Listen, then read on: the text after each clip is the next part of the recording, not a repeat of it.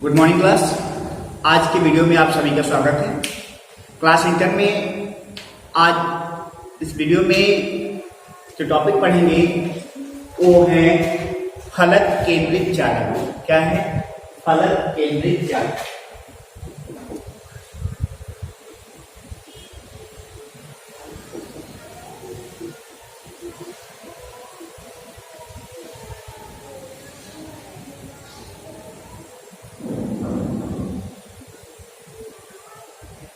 क्या होता है फलक केंद्रित जालक या फलक केंद्रित जालक किसे कहते हैं? तो क्या बताएंगे कि यह जालक के बिंदु एक एक चल के सभी कोनों के साथ प्रत्येक फलक के केंद्र पर उपस्थित होता है। क्या बताया गया? यह जालक के बिंदु एक एक चल के सभी कोनों के साथ प्रत्येक फलक के केंद्र पर स्थित होता है। फलक केंद्रित जालक में 8 कोनों पर 8 परमाणु होते हैं। क्या बताया गया? फलक केंद्रित जालक में 8 कोनों पर 8 परमाणु तथा 6 फलकों पर 6 परमाणु होते हैं। क्या बताया गया? एक बार फिर से देखेंगे। यह जालक के बिंदु एक एक सेल के सभी कोनों के साथ प्रत्येक फलक के केंद्र पर उपस्थित होता है। आगे बताएंगे फलक केंद्रित जालक में 8 कोनों पर 8 परमाणु तथा 6 फलकों पर 6 परमाणु होते हैं। इसे हम क्या कहते हैं? फलक केंद्रित जालक कहते हैं। क्या बताया गया? 8 फलक केंद्रित जालक में 8 कोनों पर 8 परमाणु होते हैं। ठीक है, तो कुछ इस तरीके से फिगर बनेगा।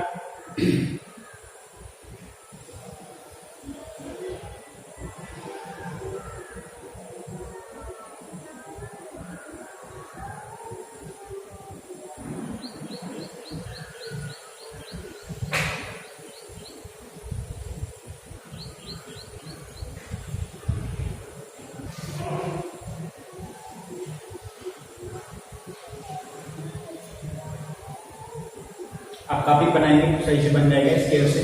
ठीक है, क्या करेंगे? यहाँ से मिला देंगे, इसको यहाँ से मिला देंगे, इसको यहाँ से मिला देंगे और इसको क्या करेंगे? यहाँ से मिला देंगे। अब ये बताया जाए कि इसके फलक केंद्रित जालक में इसके 8 कोनों पर 8 परमाणु होते हैं। ठीक है, तो एक कोना ये हो गया, इसका एक कोना ये हो गया, तीसरा कोना हो गया, ये क्या हो गया? इसका चौथा कोना हो गया। मतलब ये 4 परमाणु ये हो गए। आगे देखेंगे एक कोना ये हो गया, 5 हो गए, ये 6 हो गया, ये 7 हो गया और ये 8 हो गया। अब देखेंगे यहां से हम करेंगे 1 2 3 4 5 6 7 और ये 8। मतलब क्या हुआ? इसके ये बताया गया कि इसके 8 कोनों पर 8 परमाणु होते हैं तथा 6 फलकों पर 6 परमाणु होते हैं। तो एक फलक ये हो गया, एक परमाणु हो गया, दूसरा परमाणु यहाँ पे हो जाएगा, दूसरी फलक हो गई, ये तीसरी फलक हो गई, चौथी फलक हो गई, 5वीं हो गई, ये 6वीं हो गई। तो ये बताया गया कि फलक केंद्रित जालक में 8 कोनों पर 8 परमाणु तथा 6 फलकों पर 6 परमाणु उपस्थित होते हैं। ये कहे की बात हो गई बच्चों फलक केंद्रित जालक की। अब आगे देखेंगे जो अगला जालक है वो है अंतःकाय जालक।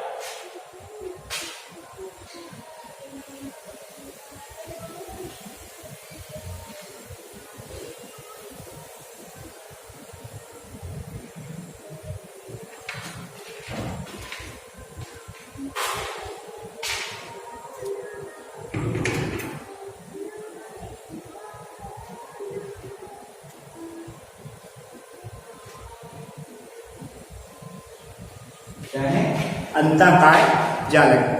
तो अंतःकाय जालक में क्या बताएंगे कि किसी अंतःकाय जालक में या ऐसे बताएंगे कि किसी अंतःकाय जालक के 8 कोनों पर 8 परमाणु उपस्थित होते हैं तथा इसके केंद्र पर एक परमाणु उपस्थित होता है। क्या बताया गया कि अंतःकाय जालक में या अंतःकाय जालक के 8 कोनों पर 8 परमाणु उपस्थित होते हैं तथा इसके केंद्र पर एक परमाणु उपस्थित होता है। क्लियर है बच्चों? मतलब अंतःकाय जालक में क्या बताया गया कि इसके 8 कोनों पर 8 परमाणु तथा इसके केंद्र में एक परमाणु होता है। मतलब केंद्र में केवल एक परमाणु उपस्थित होता है। तो अंतःकाय जालक का फिगर जो है ऐसे बनाएंगे आप।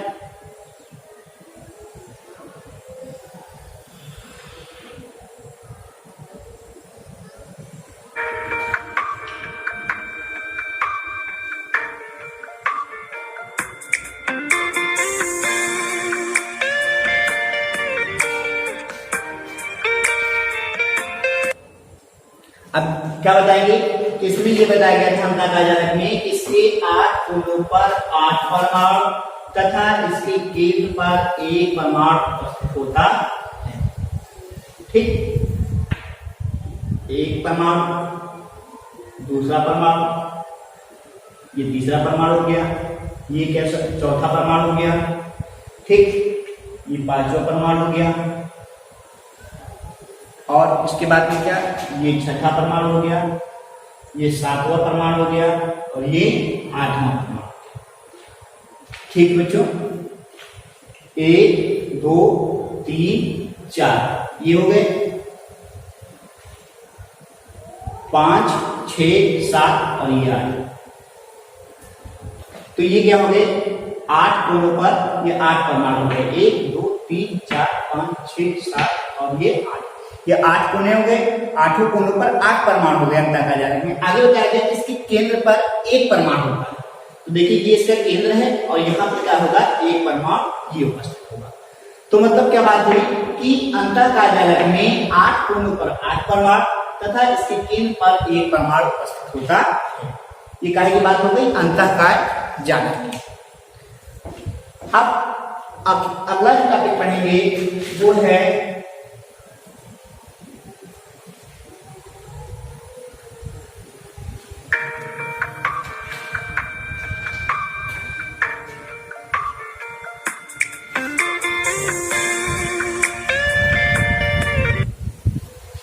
साटकी दोष।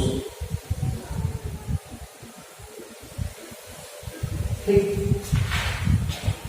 तो साटकी दोष में क्या बताएंगे, बहुत ही इंपॉर्टेंट टॉपिक है, लगभग हर साल पूछा जाता है कि ये टॉपिक पेपर में इस पे टिप्पणी लिखने के लिए आते ही हैं कि साटकी दोष पर टिप्पणी लिखे या साटकी दोष से आप क्या समझते हैं। ठीक है, बहुत ही इंपॉर्टेंट टॉपिक पढ़ाने जा रहे हैं, जिसको आप लोग अच्छे से पढ़ेंगे। तो क्या बताएंगे साटकी दोष में कि इस दोष, सबसे पहले ये बताएंगे कि इस दोष की खोज जर्मनी के वैज्ञानिक साटकी ने किया था। मतलब ये जो दोष है, ये जो साटकी दोष है, तो बताएंगे कि इस दोष की खोज जर्मनी के वैज्ञानिक साटकी ने किया था।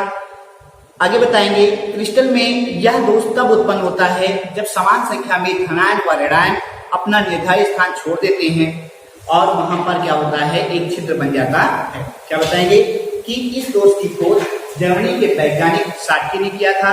क्रिस्टल में यह दोष तब उत्पन्न होता है जब समान संख्या में धनायन व ऋणायन अपना निर्धारित स्थान छोड़ देते हैं और वहां पे क्या होता है, एक छिद्र बन जाता है। इन छिद्रों को धनायन व ऋणायन रिक्तिकाएं कहते हैं। मतलब क्या बताया गया कि धनायन व ऋणायन क्या करते हैं, अपना निर्धारित स्थान छोड़ देते हैं और वहां पे छिद्र बन जाता है। इन छिद्रों को धनायन व ऋणायन क्या बोलते हैं, रिक्तिकाएं कहते हैं। इस दोष में संपूर्ण जो क्रिस्टल होता है वो उदासीन रहता है और यह दोष आयनिक क्रिस्टलों में पाया जाता है। आगे क्या बताएंगे, यह दोष आयनिक क्रिस्टलों में पाया जाता है। समन्वय संख्या अधिक होती है, ये जो दोष होता है, जो समन्वय संख्या जो होती है वो अधिक होती है, अर्थात धनायन व ऋणायन के आकार जो होते हैं वो लगभग समान होते हैं। तो फिर से देखेंगे साटकी दोष में क्या बताएंगे कि इस दोष की खोज जर्मनी के वैज्ञानिक साटकी ने किया था। आगे बताएंगे क्रिस्टल में यह दोष तब उत्पन्न होता है जब समान संख्या में धनायन व ऋणायन अपना निर्धारित स्थान छोड़ देते हैं और वहां पर कुछ छिद्र बन जाते हैं। क्या बताया गया, समान संख्या में धनायन व ऋणायन जो हैं वो क्या करते हैं, अपना निर्धारित स्थान छोड़ देते हैं। जब अपना निर्धारित स्थान छोड़ देते हैं तो उस जो स्थान छोड़ते हैं वहां पे क्या होता है, कुछ छिद्र बन जाते हैं, छिद्रनुमा संरचना बन जाती है। इन जो छिद्रनुमा संरचना बन जाती है, इन छिद्रों को हम क्या कहते हैं, धनायन व ऋणायन रिक्तिकाएं कहते हैं। ठीक है बच्चों, मतलब क्या बताया गया कि जो धनायन व ऋणायन जो अपना निर्धारित स्थान छोड़ते हैं तो वहां पे कुछ जो छिद्र बन जाते हैं। इन छिद्रों को ही हम क्या कहते हैं, धनायन व ऋणायन रिक्तिकाएं कहते हैं। अगर ऐसे पूछा जाए कि धनायन व ऋणायन रिक्तिकाएं किसे कहते हैं, तो आप क्या बताएंगे कि क्रिस्टल में यह दोष तब उत्पन्न होता है जब समान संख्या में जो है धनायन व ऋणायन अपना निर्धारित स्थान छोड़ देते हैं तो वहां पे छिद्र उत्पन्न हो जाता है। इन्हीं छिद्रों को हम धनायन व ऋणायन रिक्तिकाएं कहते हैं। आगे बताएंगे इस दोष में जो जो संपूर्ण क्रिस्टल है वो क्या हो जाता है, उदासीन रहता है। यह दोष ऐसे आयनिक क्रिस्टलों में पाया जाता है जिनमें समन्वय संख्या अधिक होती है। क्या बताया गया, यह दोष ऐसे आयनिक यौगिकों में पाया जाता है जिनमें समन्वय संख्या अधिक होती है तथा धनायन व ऋणायन के आकार लगभग क्या होते हैं, समान होते हैं। मतलब ऐसे आयनिक यौगिकों में यह दोष पाया जाता है जिनमें समन्वय संख्या अधिक होती है और क्या होते हैं कि धनायन व ऋणायन के आकार जो है वो लगभग क्या होते हैं, समान होते हैं। तो ये तो हो गया बच्चों साटकी दोष। ठीक है, क्लियर है। इसमें एग्जाम्पल बता लेंगे, जैसे NaCl हो गया, KCl हो गया, KBr हो गया, ये सब क्या हो गए, साटकी दोष के कुछ एग्जाम्पल हो गए। अब आगे बात करते हैं, जो अगला दोष है ये भी बहुत इंपॉर्टेंट दोष है, इसको भी पढ़ेंगे, वो है फ्रैंकल दोष या फ्रैंकल दोष।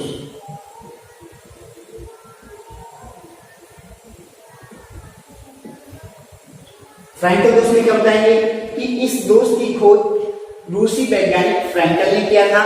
क्या बताएंगे कि इस दोष की खोज रूसी वैज्ञानिक फ्रैंकल ने किया था।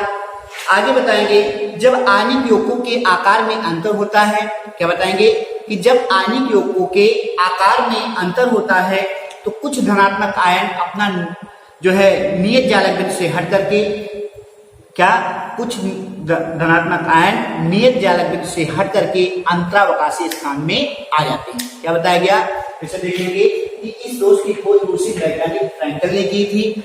जब आयनिक यौगिकों के आकार में अंतर होता है तो कुछ धनात्मक आयन अपने नियत जालक बिंदु से हट करके क्या होते हैं, अंतरावकाशीय स्थान में आ जाते हैं और वहां का जो स्थान होता है वो क्या होता है, जब अंतरावकाशीय स्थान में आ जाते हैं धनात्मक आयन तो वहां का जो स्थान होता है वो रिक्त हो जाता है और जिससे क्या होता है वहां पर एक छिद्र बन जाता है। ठीक है, जब धनात्मक आयन अपना निर्धारित स्थान अपने नियत जालक बिंदु से हट करके अंतरावकाशीय स्थान में आ जाते हैं तो वहां का स्थान रिक्त हो जाता है और क्या होता है वहां पर एक छिद्र बन जाता है। यह आयन वास्तविक स्थान पर जो आयन जो होता है वो क्या करता है, यह आयन वास्तविक स्थान पर क्या करता है, रिक्तिका दोष उत्पन्न करता है तथा नए स्थान पर अंतरावकाशीय दोष उत्पन्न करता है। मतलब जहां से हट करके आया है वहां पर रिक्तिका दोष उत्पन्न करता है और जो नया स्थान जहां पर आया है अर्थात अंतरावकाशीय स्थान पे जहां पे आया था तो वहां पर क्या करता है, अंतरावकाशीय दोष उत्पन्न करता है। इस दोष को विस्थापन दोष भी कहते हैं। क्लियर है, एक बार मैं फिर से बता दे रहा हूं। क्या बताएंगे कि इस दोष की खोज रूसी वैज्ञानिक फ्रैंकल ने की थी। जब आयनिक यौगिकों के आकार में अंतर होता है तो कुछ धनात्मक आयन अपने नियत जालक बिंदु से हट करके अंतरावकाशीय स्थान में आ जाते हैं। अंतरावकाशीय स्थान में आने पर क्या होता है, धनात्मक आयन जहाँ की जो जगह होती है वहां वो क्या होती है, रिक्त हो जाती है। रिक्त जगह पे क्या होते हैं, कुछ छिद्र बन जाते हैं। इन छिद्रों को हम क्या कहते हैं, धनायन रिक्तिकाएं कहते हैं। और क्या होता है कि ये जो आयन आता है तो यहाँ पे जहां जिस स्थान से आता है अर्थात वहां पे उस दोष को हम क्या कहते हैं, जो है रिक्तिका दोष कहते हैं। और जिस स्थान पर आता है, नए स्थान पर जहां पे आता है वहां पे क्या करता है, जो है अंतरावकाशीय दोष उत्पन्न करता है। इस दोष को ही हम विस्थापन दोष भी कहते हैं। फ्रैंकल दोष को ही दूसरा नाम क्या होता है, विस्थापन दोष नाम होता है इसका। ठीक है, तो आपसे चाहे फ्रैंकल दोष पूछा जाए या विस्थापन दोष पूछा जाए, दोनों में आप वही बताएंगे, दोनों एक ही है। ठीक है, तो ये तो हो गया फ्रैंकल दोष की बात हो गई। अब आगे देखेंगे, अगला जो टॉपिक है वो है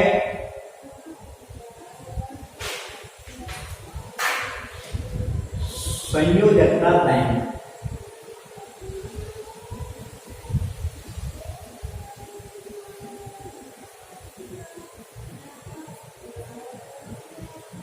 देखिए बच्चों, ऑनलाइन क्लासेस चल रही हैं तो चैप्टर में जो जितनी भी मेन चीजें हैं, मेन टॉपिक है, उनको पहले पढ़ा रहे हैं। ठीक है, अब एक एक चीज से मतलब अगर करते हैं तो ऑनलाइन क्लासेस में बहुत ज्यादा 15-20 मिनट से ज्यादा वीडियो हम नहीं बना सकते हैं।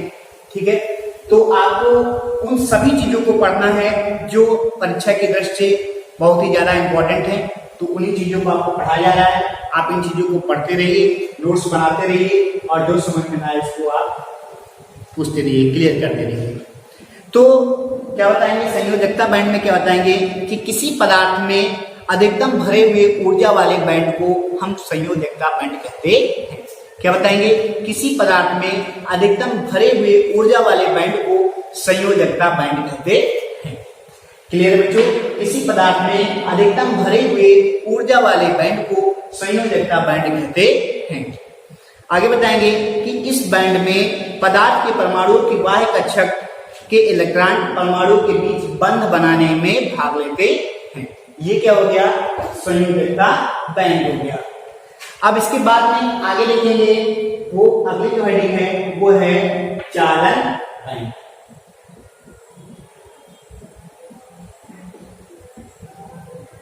तो इसमें क्या बताएंगे, जैसे उसमें बताया था किसी पदार्थ में अधिकतम ऊर्जा वाले बैंड को संयोजकता बैंड कहते हैं, तो उसी तरीके से चालन बैंड में क्या बताएंगे कि किसी पदार्थ के न्यूनतम ऊर्जा वाले बैंड को हम क्या बोलते हैं, चालन बैंड बोलते हैं। किसी पदार्थ के अधिकतम ऊर्जा वाले बैंड को नाम क्या होगा, संयोजकता बैंड।